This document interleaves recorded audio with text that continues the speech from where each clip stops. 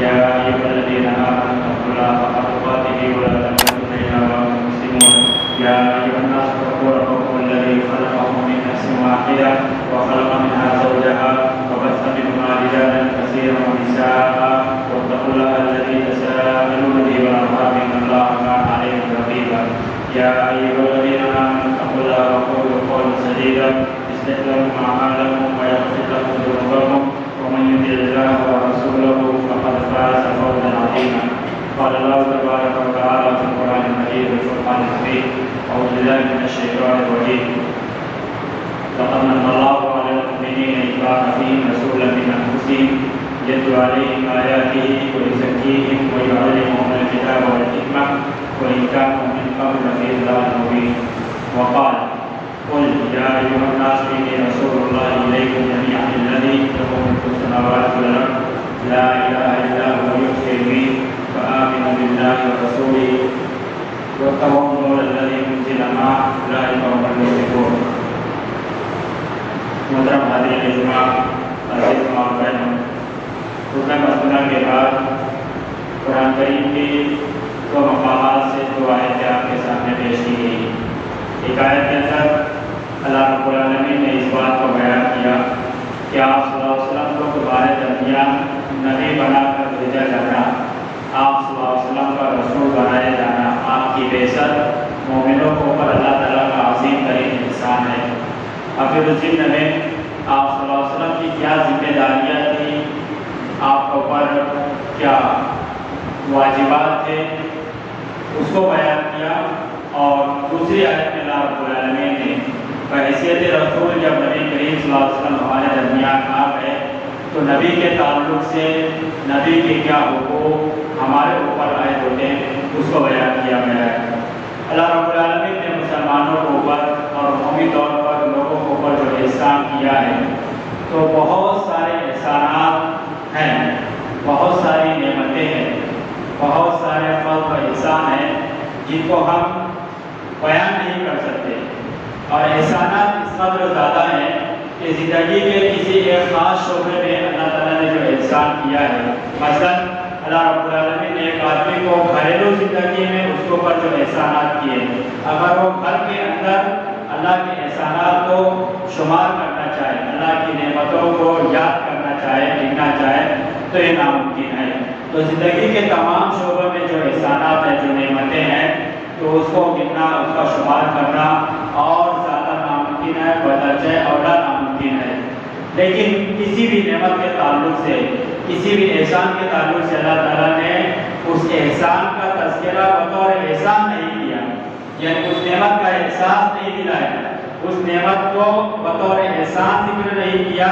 سوائے اس نعمت کے کہ مسلمانوں کے درمیان نبی کریم صلی اللہ علیہ وسلم کی بعثت اللہ تعالیٰ کا وہ احسان ہے جس کو اللہ تعالیٰ نے بطور احسان ذکر کیا. فرمایا: لقد من اللہ علی المؤمنین اذ بعث فیہم رسولا من انفسہم. اللہ تعالیٰ نے ہمیں والدین دیے،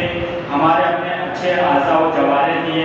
صحت و تندرستی دی، اور بہت ساری نعمتیں دی. لیکن کسی نعمت کو ذکر کر کے یہ نہیں کہا کہ اللہ تعالیٰ نے تمہیں یہ نعمت دی تو اللہ تعالیٰ کا تمہارے اوپر احسان ہے. لیکن نبی کریم صلی اللہ علیہ وسلم کی بعثت کو اللہ تعالیٰ نے کہا کہ تحقیق کی اللہ تعالیٰ نے مومنوں کے اوپر یہ احسان کیا ہے. اللہ تعالیٰ کا فضل و کرم ہے مسلمانوں کے اوپر، مومنوں کے اوپر، کہ ان کے درمیان انہی میں سے ایک رسول کو بھیجا. صرف وہ رسول کی بعثت احسان نہیں ہے، بلکہ رسول کا مسلمان انسانی جنس سے ہونا، ایک جنس سے ہونا، بشر ہونا، انسان ہونا مزید احسان ہے. اس لیے کہ جو شرعی احکامات اللہ کے رسول صلی اللہ علیہ وسلم نے امت کو بتایا تو ان احکامات کے اوپر خود عمل کر کے بتایا. ایسا نہ ہوتا کہ اگر نبی کریم صلی اللہ علیہ وسلم کوئی اور مخلوق ہوتے، جیسا کہ بعض لوگ یہ بتاتے ہیں، بعض لوگ یہ بتانا چاہتے ہیں کہ نبی کریم صلی اللہ علیہ وسلم بشر نہیں تھے، انسان نہیں تھے، تو گویا کہ وہ اللہ تعالیٰ کے احسان کا انکار کر رہے ہیں. اس لیے کہ نبی کریم صلی اللہ علیہ وسلم کا جہاں رسول ہونا احسان ہے، وہیں انسانوں میں سے رسول بنایا جانا یہ مزید احسان ہے، تاکہ کل کوئی یہ اعتراض نہ کر سکے کہ نبی کریم صلی اللہ علیہ وسلم دوسری مخلوق ہیں، اللہ تعالیٰ کے احکامات پر عمل کرنا آپ کے لیے آسان ہے، ہمارے لیے مشکل ہے. اگر وہ بھی ہماری جنس سے ہوتے اور اللہ کے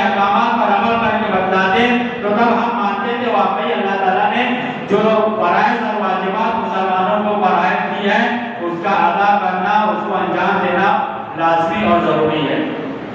تو مسلمانوں کو اوپر یہ احسان ہے، اور رسول بنا دیے گئے تو نبی کریم صلی اللہ علیہ وسلم کی ذمہ داریوں کو بتایا۔ یتلو علیہم آیاتی، یہ نبی یہ رسول مسلمانوں کے اوپر اللہ تعالیٰ کی آیتوں کو تلاوت کرتے ہیں، وہ یزکیہم، ان کا تزکیہ کرتے ہیں، ان کے نفس کا تزکیہ کرتے ہیں، ان کے بدن کا تزکیہ کرتے ہیں، ان کی سوچ اور فکر کا تزکیہ کرتے ہیں، ان کے خیالات کا تزکیہ کرتے ہیں کہ ان کی سوچ فکر میں، ان کے بدن میں، ان کے روح میں اور ان کے دلوں کے اندر غیر اللہ کی محبت اور اس کی جو نجاست، شرک کی گندگی، کفر کی خباثت جو آ گئی ہے، جو نبی کریم صلی اللہ علیہ وسلم کی ذمہ داری ہے کہ قرآن کریم کی آیتیں پڑھ پڑھ کر سنائیں، اللہ تعالیٰ کے معرفت دلائیں، اللہ تعالیٰ کے ایک معبود ہونے کا احساس دلائیں اور لوگوں کو صحیح راستے پر لائیں۔ جس شخص جس قدر تلاوت کا اہتمام کرتا ہے تو گویا کہ وہ اپنے آپ کے تزکیہ کا عمدہ خیال رکھنے والا ہے۔ تلاوت کے بعد تزکیہ کا تذکرہ اس بات کا دلالت کرتا ہے کہ نفس کے تزکیے میں تلاوت قرآن کا بہت اہم کردار ہے، اور اس کے بعد فرمایا وَيُعَلِّمُهُمُ الْكِتَابَ وَالْحِکْمَةَ، انہیں کتاب اور حکمت کی تعلیم دیتے ہیں، قرآن کریم پڑھنا بھی سکھاتے ہیں، قرآن کی آیتیں کا صحیح معنی اور مفہوم بھی بتاتے ہیں، قرآن کی آیتوں پر کب کس طرح سے عمل کیا جائے، مجمل آیتوں کی تفسیر کرتے ہیں اور مختصر آیتوں کی وضاحت کرتے ہیں کہ اللہ تعالیٰ نے یہ حکم کس طرح حضور دیا ہے، اس کے اوپر کس طرح سے عمل کیا جائے گا، اور حکمت کی تعلیم دیتے ہیں۔ حکمت کو اللہ رب العالمین نے قرآن کریم کی ایک آیت میں ارشاد فرمایا کہ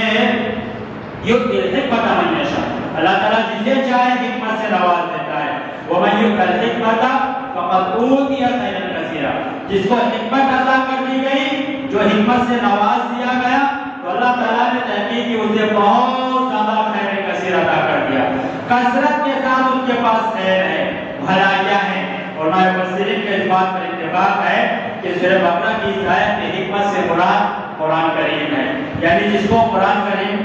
مل گیا، قرآن کریم کو پڑھنے کی توفیق مل گئی، قرآن کو سمجھنے کی توفیق مل گئی، قرآن کی آیتوں پر عمل کرنے کی توفیق مل گئی، قرآن کو یاد کرنے کی توفیق مل گئی، قرآن کو زندگی میں نافذ کرنے کی توفیق مل گئی، قرآن دوسروں کو سکھانے کی توفیق مل گئی، تو گویا کہ اسے اللہ تعالیٰ نے خیر کثیر عطا کر دیا ہے، اس کے پاس بہت زیادہ خیر ہے، اس کے پاس اتنا خیر ہے کہ اس کی دنیا اور آخرت سعادتوں سے بھر جائے گی۔ تو معلوم ہوا کہ اللہ کے رسول صلی اللہ علیہ وسلم لوگوں کو کتاب اور حکمت کی تعلیم دیتے ہیں، یہ آپ کی ذمہ داری تھی۔ اور صحیح بخاری کی ایک روایت کے مطابق حضرت عائشہ رضی اللہ عنہا فرماتی ہے کہ جو شخص یہ کہتا ہے کہ نبی کریم صلی اللہ علیہ وسلم نے معراج میں اللہ تعالیٰ کو دیکھا ہے، اللہ تعالیٰ کا دیدار کیا ہے، وہ جھوٹا ہے، اور جو یہ سمجھتا ہے، یہ کہتا ہے کہ نبی کریم صلی اللہ علیہ وسلم نے اللہ تعالیٰ کے دین کو پہنچانے میں کوئی خیانت کی ہے، کوئی کوتاہی کی ہے، کوئی غفلت کی ہے، اللہ کی باتوں کو، اللہ کے پیغام کو اس کے بندوں تک صحیح طرح سے نہیں پہنچایا،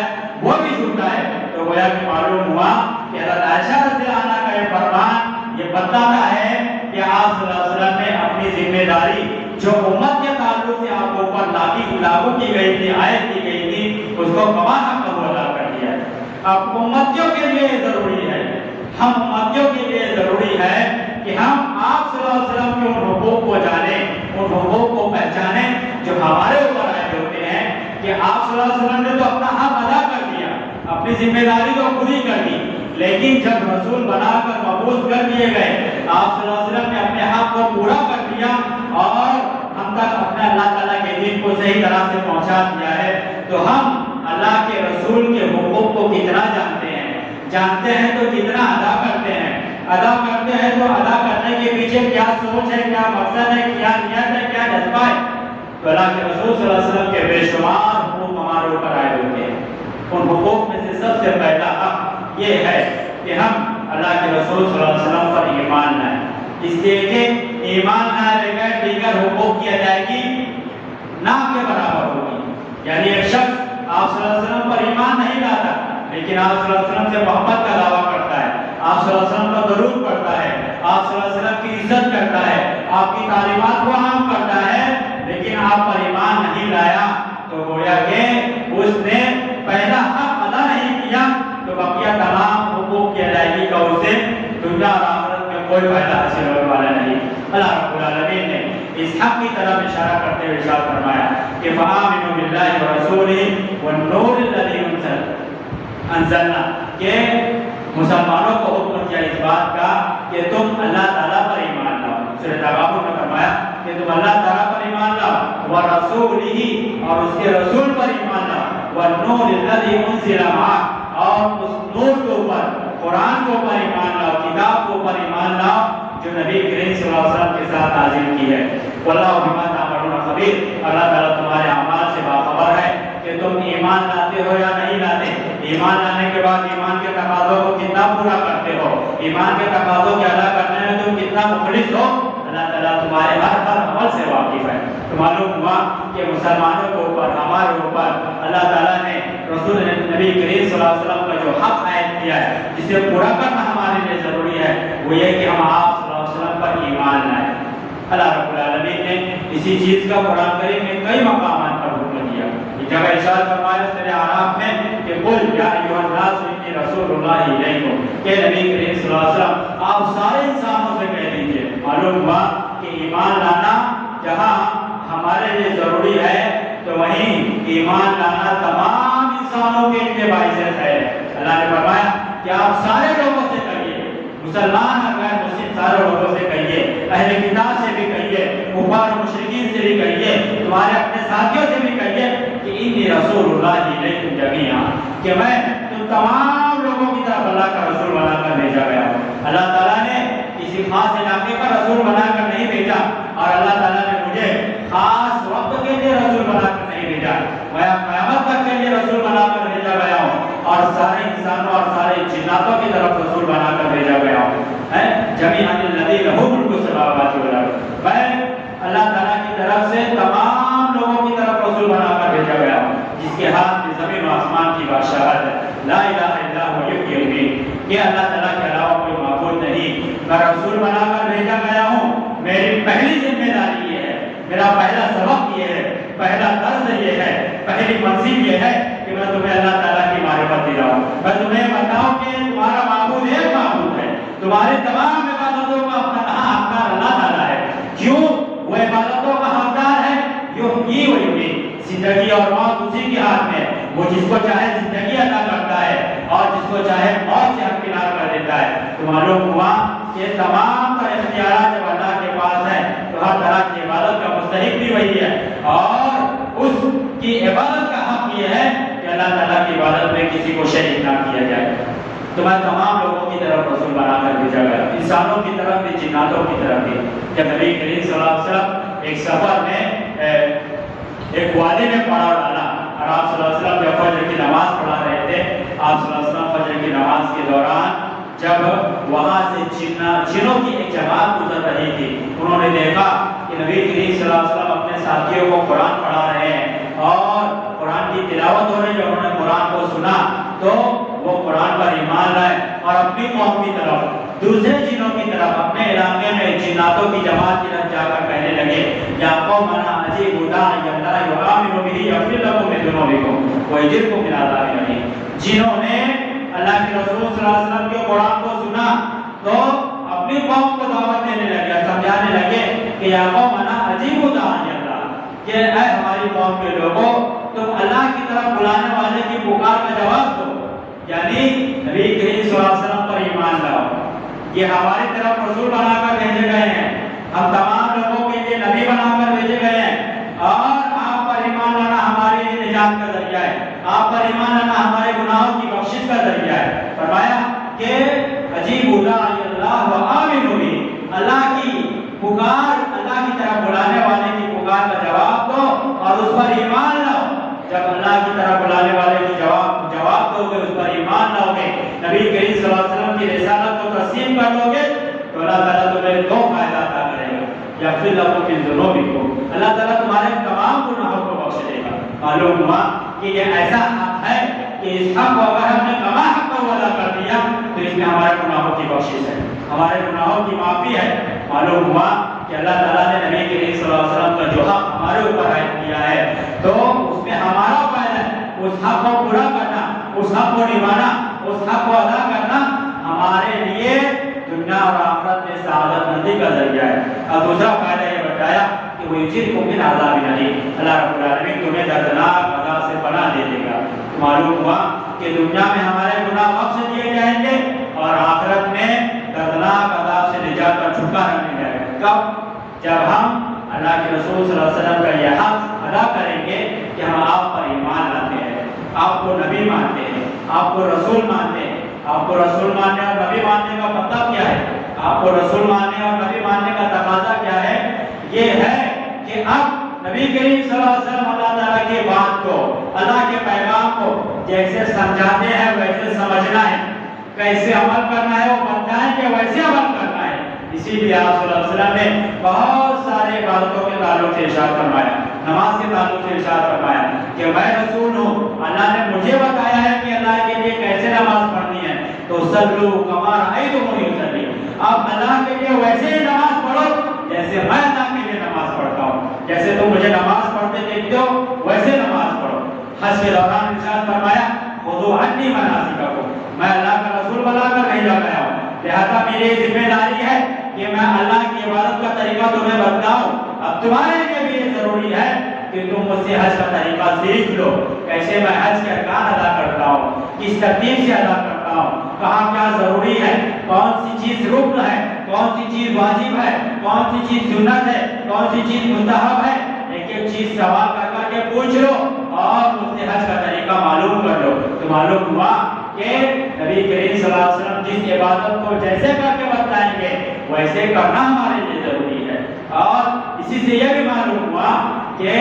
سوالات اگر کرنے چاہیے تو مفید سوالات کرنے چاہیے، سوال برائے سوال نہیں، سوال برائے معلومات نہیں، سوال برائے آزمائش نہیں، سوال برائے امتحان نہیں، بلکہ سوال برائے عمل ہو کہ آدمی عمل کرنے کے لیے سے سوال کرے۔ ایسا نہ ہو کہ ایک عالم سے ایک سوال کر لیا، اس نے مطمئن جواب دے دیا، تشفی بخش جواب دے دیا، آپ دوسرے عالم کے پاس جا کر وہی سوال کرتے ہیں کہ دیکھیں یہ کیسا جواب دیتے ہیں، تیسرے عالم کے پاس جا کر سوال کرتے ہیں دیکھیں ان کے پاس کتنا علم ہے، چوتھے عالم کے پاس جا کر سوال کرتے ہیں دیکھیں یہ صحیح جواب دیتے ہیں کہ نہیں دیتے۔ ہمیں ایک سوال کا صحیح جواب معلوم ہو گیا، اب مزید دوسروں سے سوال کرنے کی ضرورت نہیں، اب جو ضروری ہے وہ اس سوال کے اوپر عمل کرنا ہے۔ معلومات کے لیے، علم میں اضافے کے لیے سوال نہیں، عمل کے لیے سوال ہو، اصلاح کے لیے سوال ہو، تزکیے کے لیے سوال ہو۔ تو نبی کریم صلی اللہ علیہ وسلم نے اسی چیز کا پیغام دیا، یہی تعلیم تھی، آپ صلی اللہ علیہ وسلم کی سیرت ہمیں یہی بتاتی ہے۔ اسی طریقے سے آپ صلی اللہ علیہ وسلم کو جو دوسرا حق، دوسری ذمہ داری، دوسرا حق ہمارے اوپر عائد ہوتا ہے کہ ہم نے جہاں نبی کریم صلی اللہ علیہ وسلم کو رسول مانا، نبی مانا، آپ پر ایمان لائے، تو اب دوسری ذمہ داری یہ ہے کہ ہم آپ صلی اللہ علیہ وسلم سے بے پناہ محبت کرنے والے بن جائیں۔ یہ ایمان کا تقاضا ہے کہ ہم اللہ کے رسول صلی اللہ علیہ وسلم سے بے پناہ محبت کرنے والے ہیں۔ سب سے شدید محبت ایک مسلمان، ایک مومن اللہ تعالیٰ سے کرتا ہے، اللہ کے بعد سب سے شدید محبت، سب سے گہرا لگاؤ، سب سے زیادہ قلبی تعلق نبی کریم صلی اللہ علیہ وسلم سے ہونا چاہیے۔ حضرت عمر رضی اللہ عنہ کا واقعہ مشہور ہے کہ راستے میں جا رہے تھے، آپ صلی اللہ علیہ وسلم سے کہنے لگے کہ اللہ کے رسول، میں اپنی جان کے علاوہ تمام چیزوں سے زیادہ آپ سے محبت کرتا ہوں۔ اللہ کے رسول نے فرمایا کہ عمر ابھی بات بنی نہیں ہے، ابھی ایمان کے اس درجے تک نہیں پہنچے جو اللہ کو مطلوب ہے، ابھی تمہارا ایمان کامل نہیں ہوا ہے، جب تک کہ میں تمہارے نزدیک تمہاری جان سے بھی زیادہ محبوب نہ لے جاؤں۔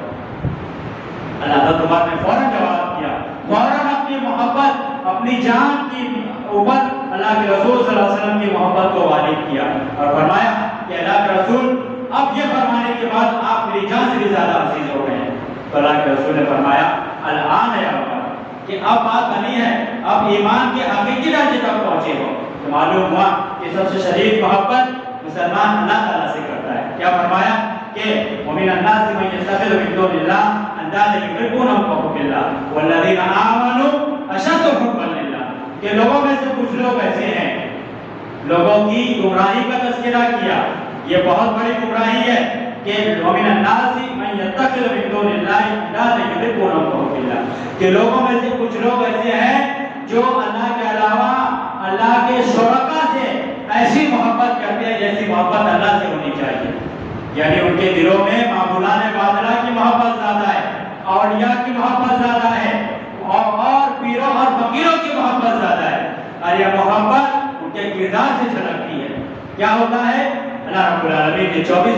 ارشاد فرمایا کہ وَإِذَا ذُكِرَ اللَّهُ وَإِذَا ذُكِرَ اللَّهُ وَحْدَهُ اشْمَأَزَّتْ قُلُوبُ الَّذِينَ لَا يُؤْمِنُونَ بِالْآخِرَةِ وَإِذَا ذُكِرَ الَّذِينَ مِن دُونِهِ إِذَا هُمْ يَسْتَبْشِرُونَ کہ جب تنہا اللہ کا ذکر کیا جاتا ہے، اللہ کی عظمت کا بیان ہو، اللہ کے اسماء و صفات کا بیان ہو، اللہ کے حقیقی معبود ہونے کی دلیلوں کا تذکرہ ہو، اللہ رب العالمین کی قدرت کاملہ کا تذکرہ ہو، اللہ رب العالمین کے علم کامل کا تذکرہ ہو، الغرض اللہ تعالیٰ کی خوبیاں بیان کی جائے، اللہ کی عظمتوں کا ذکر ہو، اللہ رب العالمین کی جلالت، اللہ کی کبریائی کا بیان ہو، تو لوگوں کے چہرے سکڑ جاتے ہیں۔ اشمأزت قلوب الذین لا یؤمنون بالآخرہ، ان کے چہرے پر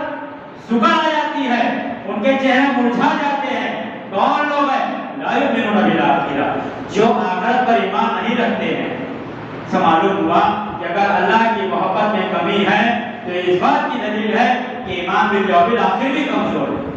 اور یہ اس بات کی دلیل ہے کہ آدمی ابھی اپنے ایمان میں مکمل نہیں ہوا ہے، اس کو اپنے ایمان کی تجدید کرنی ہے، اپنے ایمان کو رینیو کرنا ہے، اپنے ایمان کو سدھارنا ہے، اس کو مضبوطی کی طرف لے کر جانا ہے۔ اور یہ کیسے ہوگا؟ تلاوت قرآن کے ذریعے سے، اللہ کا ذکر کرنے سے، نماز کی پابندی سے، حلال حرام کا خیال رکھنے سے، اس کی تمیز کرنے سے، الغرض وہ تمام احکامات شریعہ کا اتباع کرنے سے جس کا ہمیں قرآن حدیث میں حکم دیا گیا ہے۔ تو معلوم ہوا کہ جن کے دلوں میں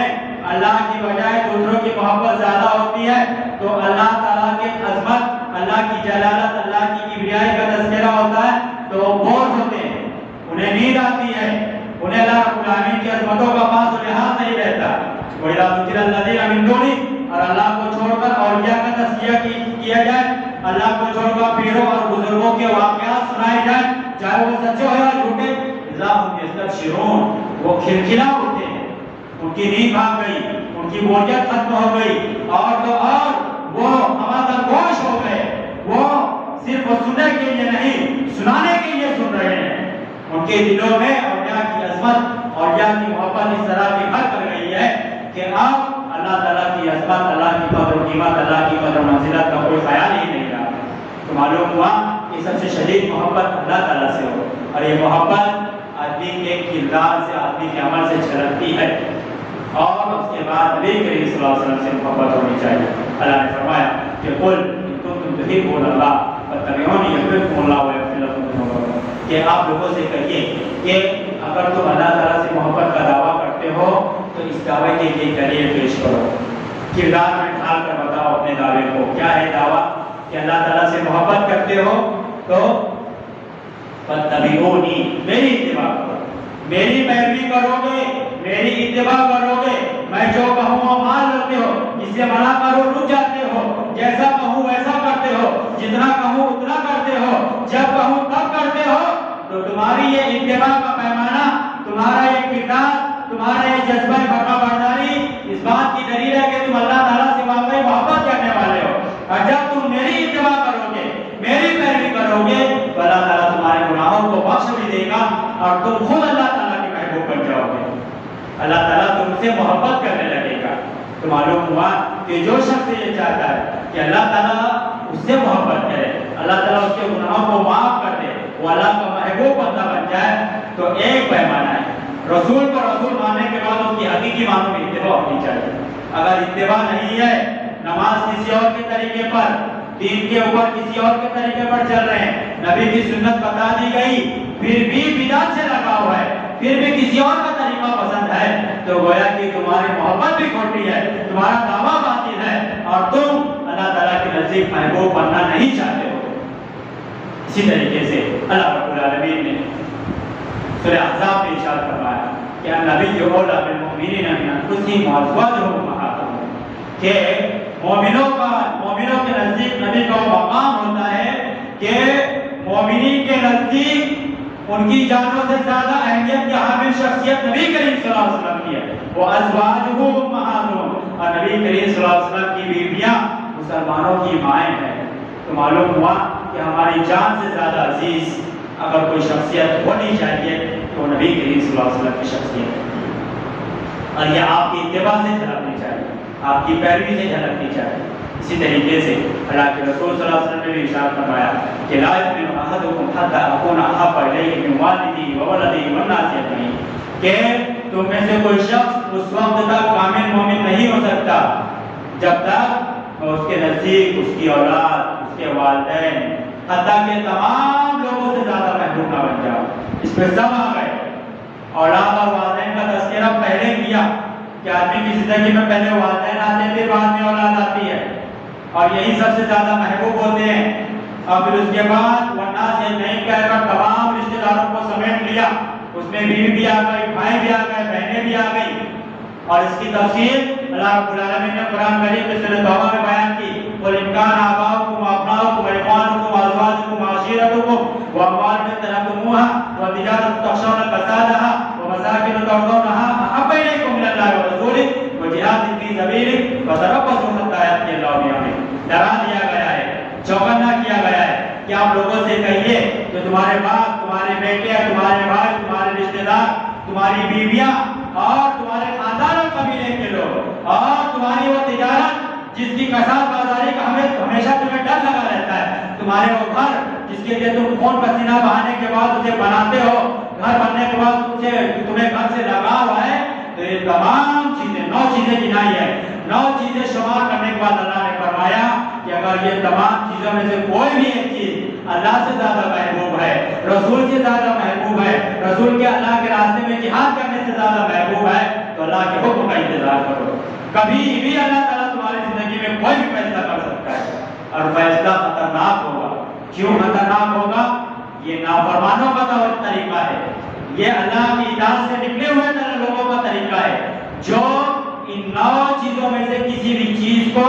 اللہ سے زیادہ محبوب سمجھتے ہیں، یا رسول سے زیادہ محبوب سمجھتے ہیں، یا اللہ کے راستے میں جہاد کرنے سے زیادہ محبوب سمجھتے ہیں۔ اور یہ محبوب سمجھنا اور نہ سمجھنا کیسے سمجھ میں آئے گا؟ ایک طرف اللہ کا حکم آ جائے، ایک طرف رسول کا حکم آ جائے، رسول کی سنت آ جائے، ایک طرف اللہ کے راستے میں قربانی دینے کی بات آ جائے، مال کی قربانی، جان کی قربانی دینے کی بات آ جائے،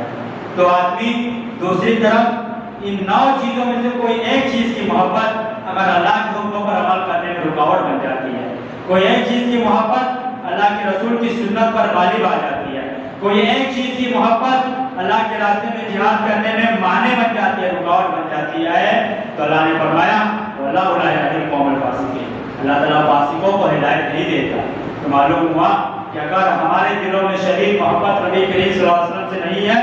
تو ہمارے دل میں فسق ہے، اللہ کی اطاعت سے نکل جاتے ہیں۔ یہی وجہ ہے کہ محبت ادھوری ہے، محبت کھوٹی ہے، محبت وہ محبت نہیں ہے جو اللہ تعالیٰ کو مطلوب ہے کہ ہم قدم قدم پر شریعت کو روک دیتے ہیں، لیکن ان تمام چیزوں کو قربان نہیں کرتے۔ ان چیزوں کو قربان کر کے اللہ کے حکموں پر عمل کرنے والے بن جائیں تو معلوم ہوا کہ ہم اب کھرے اتر رہے ہیں، اپنے دعوے کو کردار کے ذریعے سے ثابت کر رہے ہیں۔ اسی طریقے سے اللہ کے رسول صلی اللہ علیہ وسلم کے چہیتے صحابی میزبان رسول حضرت ابو ایوب انصاری رضی اللہ عنہ کہتے ہیں کہ جب نبی کریم صلی اللہ علیہ وسلم ہجرت کر کے مدینہ آئے اور آپ کی اونٹنی میرے گھر کے سامنے رکی، آپ میرے یہاں بطور مہمان ٹھہرے، تو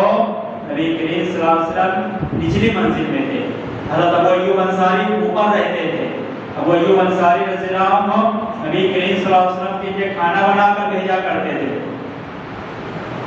خادم نبی کریم صلی اللہ علیہ وسلم کے پاس کھانا لاتا، آپ صلی اللہ علیہ وسلم جب کھانا کھا لیتے تو بچا ہوا کھانا حضرت ابو ایوب انصاری رضی اللہ عنہ کے پاس پہنچتا، تو ابو ایوب انصاری رضی اللہ عنہ خادم سے سوال کرتے تھے۔ کیا سوال کرتے تھے کہ یہ بتاؤ کہ جس وقت نبی کریم صلی اللہ علیہ وسلم کھانا کھا رہے تھے تو تم دیکھ رہے تھے کہ نبی کریم صلی اللہ علیہ وسلم نے کس جگہ سے کھانا کھایا ہے، برتن میں کہاں کہاں پر آپ کا ہاتھ لگا ہے؟ خادم بتاتے کہ یہاں سے کھایا ہے۔ ابو ایوب انصاری شدید محبت کی وجہ سے، شدید لگاؤ کی وجہ سے، گہرے تعلق کی وجہ سے اسی جگہ سے کھانا کھاتے تھے جہاں سے نبی کریم صلی اللہ علیہ وسلم نے کھایا۔ یہ محبت کا اظہار ہے، یہ محبت اور فدائیت کا اظہار ہے جو حضرت ابو ایوب انصاری رضی اللہ عنہ کے چھوٹے سے عمل سے ظاہر ہو رہا ہے۔ حضرت انس رضی اللہ عنہ کہتے ہیں کہ یہ صحیح مسلم کی روایت ابو ایوب انصاری رضی اللہ عنہ، صحیح بخاری کی روایت میں حضرت انس رضی اللہ عنہ کہتے ہیں کہ ایک درزی نے نبی کریم صلی اللہ علیہ وسلم کو دعوت دی، آپ صلی اللہ علیہ وسلم اس کے یہاں کھانے کے لیے پہنچے، میں بھی ساتھ میں تھا، تو اس درزی نے آپ صلی اللہ علیہ وسلم کے لیے گوشت بنوایا تھا، اس میں شوربہ ڈالے ہوئے تھا، اس میں کدو تھے، اور آپ صلی اللہ علیہ وسلم کو میں نے دیکھا کہ آپ صلی اللہ علیہ وسلم برتن میں کدو کو تلاش کر کے اسے چن چن کر کھا رہے ہیں۔ جب میں نے یہ دیکھا کہ آپ صلی اللہ علیہ وسلم کو کدو پسند ہے، اس کے بعد سے میں بھی کدو کو پسند کرنے لگا اور میری محبوب کے ساتھ بن گئی۔ یہ محبت ہے، چھوٹی سی چیز آدمی اپنی پسند ناپسند کو کیسے لے کر چلتا ہے، کیسے شریعت کے احکامات کو ٹکرا دیتا ہے، ہم تصور نہیں کرتے، ہم اس کے ہمارے نزدیک اس کی کوئی اہمیت نہیں ہے، جبکہ صحابہ کرام آپ صلی اللہ علیہ وسلم کے ایک ایک عمل کو ویسا اختیار کرتے تھے جیسا آپ صلی اللہ علیہ وسلم نے کیا ہے، اور یہ محبت کا اظہار تھا، یہ فدائیت کا اظہار تھا جو صحابہ کرام کے اندر سینکڑوں واقعات کے اندر نظر آئے۔ اسی طریقے سے آپ صلی اللہ علیہ وسلم کا ایک اور حق ہمارے اوپر کیا ہے کہ وہ یہ کہ ہم نبی کریم صلی اللہ علیہ وسلم پر کثرت سے درود بھیجیں، آپ صلی اللہ علیہ وسلم پر کثرت سے درود بھیجیں۔ یہ آپ کے لیے بھی جہاں باعث رحمت ہے، وہی ہمارے لیے کئی اعتبار سے دنیا اور آخرت میں بہت ساری فضیلتوں کا مستحق بنا ہے۔ آپ صلی اللہ علیہ وسلم اللہ رب العالمین نے ارشاد فرمایا کہ ان اللہ و ملائکتہ یصلون علی النبی، کہ یقیناً اللہ تعالیٰ اور اس کے فرشتے نبی کریم صلی اللہ علیہ وسلم پر درود بھیجتے ہیں۔ اللہ تعالیٰ درود بھیجتا ہے یعنی اللہ تعالیٰ رحمت نازل کرتا ہے، فرشتے درود بھیجتے ہیں یعنی فرشتے رحمت کی دعا کرتے ہیں۔ لہٰذا اس تناظر میں مسلمانوں کو حکم دیا یا ایھا الذین آمنوا صلوا علیہ وسلموا تسلیما، کہ اے مومنو اب تمہارا بھی یہ کام ہے کہ تم بھی نبی کریم صلی اللہ علیہ وسلم پر کثرت سے درود بھیجو، تحیہ اور سلام بھیجو۔ یہ کیسے ہوگا؟ حضرت نبی کریم صلی اللہ علیہ وسلم نے فرمایا کہ تم مجھ پر درود بھیجو، تم دنیا میں جہاں کہیں سے درود بھیجو گے وہ مجھ تک پہنچ جاتا ہے، وہ مجھ پر عزت علیہ مجھ پر پیش کیا جاتا ہے۔ صحابہ کرام نے پوچھا کہ اللہ کے رسول صلی اللہ علیہ وسلم آپ تو مرنے کے بعد مٹی ہو چکے ہوں گے، تو آپ پر کیسے درود بھیجا جائے گا، پہنچے گا؟ اللہ کے رسول نے فرمایا کہ اللہ تعالیٰ نے انبیاء کرام کے بدن کو زمین کے اوپر حرام کر دیا ہے، ان کے بدن خراب نہیں ہوتے، سڑتے نہیں ہیں دیگر لوگوں کی طرح۔ اب یہ معلوم ہو گیا کہ نبی کریم صلی اللہ علیہ وسلم کا بدن صحیح سالم ہے جیسے دنیا میں تھا، یہ آپ کی زندہ ہونے کی دلیل نہیں ہے۔ کیوں دلیل نہیں ہے؟ اللہ تعالیٰ نے فرمایا 23واں پارہ آخری سے پہلے والی ہے، سیکنڈ لاسٹ ہے، اللہ نے فرمایا انک میت و انہم میتون، آپ بھی مرنے والے ہیں یہ بھی مرنے والے ہیں۔ کیا معلوم ہوا کہ اللہ تعالیٰ نے نبی کریم صلی اللہ علیہ وسلم کے لیے میت کا لفظ استعمال فرمایا، بالکل عام لفظ، سماج اور معاشرے میں کثرت سے استعمال ہونے والا لفظ۔ کیا ہوتا ہے اگر آدمی کے پڑوس میں کسی کی وفات ہو جائے، آدمی کے رشتہ دار میں کسی کی وفات ہو جائے، آدمی کے تعلق والوں میں کسی کی وفات ہو جائے، تو آدمی کہتا ہے میت ہو گئی ہے، میت میں جا رہا ہوں، میت کے ہاں آیا ہوا ہوں، مر گیا تو میت کے لفظ استعمال کرنا ہے۔ اللہ نے بھی یہی کہا انک میت، آپ بھی مرنے والے ہیں۔ کیوں مرنے والے ہیں؟ آپ انسان ہیں، آپ مخلوق ہیں، آپ اللہ کے بندے ہیں، آپ اللہ کے رسول ہیں۔ کون نہیں مرے گا؟ صرف اور صرف اللہ تعالیٰ کی شان کے لائق ہے، اللہ تعالیٰ کی ذات اس بات کی مستحق ہے کہ اسے موت نہیں ہے، وہ دیگر تمام مخلوقات کی موت اور زندگی کا مالک ہے۔ تو معلوم ہوا کہ نبی کریم صلی اللہ علیہ وسلم وفات پا چکے، اب نبی کریم صلی اللہ علیہ وسلم کا درود پڑھنا ہے، کہیں سے بھی پڑھیے درود پہنچے گا۔ اللہ کے رسول صلی اللہ علیہ وسلم نے ارشاد فرمایا کہ اگر تم مجھ پر ایک مرتبہ درود پڑھتے ہو تو اللہ تعالیٰ اس کے بدلے میں تمہارے اوپر 10 رحمتیں نازل فرماتا ہے۔ یہ صحیح مسلم کی روایت ہے، اور سنن ترمذی کی روایت میں ارشاد فرمایا کہ اگر تم میں سے کل قیامت کے دن مجھ سے سب سے زیادہ قریب وہ شخص ہوگا جو مجھ پر کثرت سے درود پڑھتا ہے۔ اسی طریقے سے طبرانی کی روایت میں اللہ کے رسول صلی اللہ علیہ وسلم نے ارشاد فرمایا کہ جو شخص صبح اور شام مجھ پر 10 مرتبہ درود پڑھتا ہے، صبح شام کی دعاؤں میں سے ہے کہ صبح شام ایک مسلمان کو جن دعاؤں کا اہتمام، جن اذکار کا اہتمام کرنا چاہیے، اس میں سے ایک یہ کہ نبی کریم صلی اللہ علیہ وسلم پر درود پڑھا ہے۔ کیوں پڑھنا ہے؟ اللہ کے رسول نے ہی دیکھ کر دعائیں پڑھتا ہے۔ جو ہمارے لیے دنیا اور آخرت میں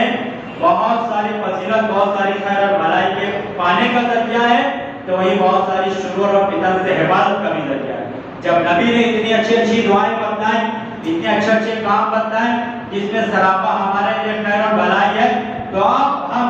نبی کریم صلی اللہ علیہ وسلم پر صبح شام 10 مرتبہ درود پڑھیں۔ کیا ہوگا؟ کل قیامت کے دن ایسے شخص کو اللہ کے رسول صلی اللہ علیہ وسلم کی سفارش نصیب ہوگی۔ اذان کے بعد درود پڑھنا ہے، اذان کا جواب دینا ہے، جواب دینے کے بعد نبی کریم صلی اللہ علیہ وسلم پر درود پڑھنا ہے۔ درود پڑھے گا جو اذان کا جواب دینے کے بعد، اس کو اللہ کے رسول صلی اللہ علیہ وسلم کی سفارش ملے گی، آپ صلی اللہ علیہ وسلم اس کے حق میں سفارش کریں گے۔ جو شخص درود کی اتنی اہمیت ہے کہ ہماری دعاؤں کا لازمی حصہ بنا دیا گیا ہے، جو اپنی دعا میں درود نہیں پڑھتا اس کی دعا قبول نہیں ہوگی، جو اپنی دعا میں درود پڑھتا ہے اس کی دعا قبول ہوگی، جو کثرت سے درود پڑھتا ہے اس کی دعا کثرت سے قبول ہوگی۔ حضرت ابی بن کعب رضی اللہ عنہ کہتے ہیں میں نے اللہ کے رسول صلی اللہ علیہ وسلم سے پوچھا کہ اللہ کے رسول یہ بتائیے کہ میں اللہ تعالیٰ سے جو دعائیں مانگتا ہوں تو اس دعا میں آپ کے لیے آپ کا درود پڑھنے کا کتنا حصہ وقف کروں، یعنی میں کتنا وقت کتنا آپ پر درود پڑھوں؟ تو آپ صلی اللہ علیہ وسلم نے فرمایا کہ کثرت سے پڑھیے۔ انہوں نے پوچھا کہ اگر میں اپنی دعا کا 1/4 حصہ، 4 حصے میں سے 1 حصہ آپ پر درود پڑھوں، تو آپ صلی اللہ علیہ وسلم نے فرمایا اگر اس سے بھی زیادہ چاہو۔ انہوں نے کہا کہ اگر 1/3 حصہ آپ پر درود پڑھوں، تو آپ صلی اللہ علیہ وسلم نے فرمایا اگر اس سے بھی زیادہ چاہو۔ تو انہوں نے کہا کہ اگر میں اپنی آدھی دعا پر درود پڑھتا رہوں، تو آپ صلی اللہ علیہ وسلم نے فرمایا کہ اس سے بھی زیادہ اگر چاہو۔ تو انہوں نے کہا کہ اللہ کے رسول تب تو میں اپنی دعا میں صرف آپ پر درود ہی پڑھتا رہوں گا۔ اللہ کے رسول نے فرمایا اگر تم ایسا کرو گے تو اللہ تعالیٰ تمہاری تمام جائز ضرورتوں کو پورا کر دے گا۔ تو دعا کی قبولیت میں نبی کریم صلی اللہ علیہ وسلم پر درود پڑھنا لازمی اور ضروری ہے، دعا کی قبولیت میں اثر پیدا کرتا ہے۔ جنازے کی نماز ہم پڑھتے ہیں تو پہلی تکبیر کے بعد سورہ فاتحہ اور دیگر سورتوں کے پڑھنے کے بعد دوسری تکبیر کے بعد درود شریف پڑھا جاتا ہے۔ کیوں؟ نماز جنازہ بری دعا ہے۔ سورہ فاتحہ کو بعض لوگ کہتے ہیں کہ نماز جنازہ دعا ہے، لہذا اگر کوئی شخص دعا کے طور پر سورہ فاتحہ پڑھے تو چلے گا، اور اگر دعا کے طور پر سورہ فاتحہ چھوڑ دے تو بھی اس کی نماز غلط بات ہے۔ اللہ کے رسول نے فرمایا کہ کوئی نماز ایسی نہیں ہے جو بغیر سورہ فاتحہ کے ہو جائے، ہر نماز کے اندر سورہ فاتحہ پڑھنا ضروری ہے، چاہے وہ جنازے کی نماز ہو، فرض ہو، سنت ہو، نفل ہو، سورت اہم کی ہو، چاند اہم کی ہو، عید کی ہو، بقرعید کی ہو، اور 400 کی ہو، اشراق کی ہو، جمعہ کی ہو، جنازے کی ہو، ہر نماز میں سورہ فاتحہ کو پڑھنا ضروری ہے، رکن ہے اس کا۔ اس کے بغیر سورہ فاتحہ کے ہونے، سورہ فاتحہ کے بغیر نماز کے ہونے اور نہ ہونے کا سوال ہی نہیں پیدا ہوتا۔ تو اللہ کے رسول نے بتایا، پڑھا، سورہ فاتحہ کا اہتمام کیا جنازے کی نماز میں، تو دوسری تکبیر کے بعد درود شریف پڑھتے ہیں۔ تیسری تکبیر کے بعد جنازے کی نماز پڑھنے والے خود اپنے لیے اور میت کے لیے مغفرت کی، عافیت کی، رحمت کی، عذاب قبر سے نجات کی، جنت میں داخلے کی دعا کرتے ہیں۔ لہذا آخر میں جو دعا مانگی جا رہی ہے تو اس دعا کے قبول ہونے کے لیے ضروری ہے کہ بندہ اس دعا سے پہلے درود شریف پڑھے، اس دعا سے پہلے سورہ فاتحہ پڑھے، تبھی میت کے حق میں بھی اور زندوں کے حق میں بھی وہ دعا قبول ہوگی۔ تو معلوم ہوا کہ نبی کریم صلی اللہ علیہ وسلم پر درود پڑھنا کسی بھی اعتبار سے فائدے سے خالی نہیں ہے، خالی اوقات میں بھی نبی کریم صلی اللہ علیہ وسلم پر درود پڑھنا چاہیے۔ درود تنہا پڑھا جائے گا، فرداً پڑھا جائے گا، اجتماعی شکل میں نہیں پڑھا جائے گا، اس کی کیفیت بھی نبی کریم صلی اللہ علیہ وسلم کی سنت کے مطابق ہوگی، اس کے الفاظ بھی نبی کریم صلی اللہ علیہ وسلم کی سنت کے مطابق ہوں گے۔ اگر ہم نے کیفیت کا خیال رکھا لیکن الفاظ نبی کریم صلی اللہ علیہ وسلم کے بتائے ہوئے نہیں ہے، وہ درود نہیں ہے، بدعت ہے۔ اور اگر ہم نے کیفیت کا خیال نہیں رکھا، نبی کریم صلی اللہ علیہ وسلم کے الفاظ میں درود پڑھا اور اجتماعی طور پر پڑھا اور نعتیہ انداز میں پڑھا، تو یہ درود بھی درود نہیں ہے، نبی کریم صلی اللہ علیہ وسلم کی سنت کی مخالفت ہے۔ لہذا درود ویسے ہی پڑھا جائے گا اور انہی الفاظ میں پڑھا جائے گا جو نبی کریم صلی اللہ علیہ وسلم نے بتایا ہے۔ جمعہ کے دن کثرت سے درود پڑھنے کا اہتمام کرنا چاہیے، یہ فضیلت والا دن ہے۔ جمعہ کے دن جن اعمال کا اہتمام ایک مسلمان کو کرنا چاہیے اس میں سے ایک یہ کہ نبی کریم صلی اللہ علیہ وسلم پر کثرت سے درود پڑھا جائے۔ یہ نبی کریم صلی اللہ علیہ وسلم کے وہ حقوق ہیں جو ہمارے اوپر بحیثیت امت عائد ہوتے ہیں، فرض ہوتے ہیں، جن کا ادا کرنا ہمارے لیے ضروری بھی ہے، ہمارے ایمان کی تکمیل کا ذریعہ ہے، اور اس سے بڑھ کر یہ کہ ہمارے لیے دنیا میں شرور و فتن سے حفاظت اور آخرت میں عذاب یا آخرت سے نجات کا ذریعہ ہے۔ اللہ رب العالمین سے دعا ہے کہ ہمیں نبی کریم صلی اللہ علیہ وسلم کے حقوق کو ادا کرنے والا بنا، حقوق کے ادائیگی میں ہمارے اندر اخلاص پیدا فرما، ہمیں جب تک دنیا میں زندہ رکھ نبی کریم صلی اللہ علیہ وسلم کی اتباع، آپ صلی اللہ علیہ وسلم کی اطاعت اور فرمانبرداری، صراط مستقیم پر چلتے ہوئے اسلام پر، توحید پر، ایمان پر زندہ رکھ، ہمارا خاتمہ فرما تو اسلام پر، توحید پر، ایمان پر ہمارا خاتمہ فرما۔ اقول قولی ھذا واستغفر اللہ لي ولكم ولسائر المسلمین من كل ذنب فاستغفروه انه هو الغفور الرحیم۔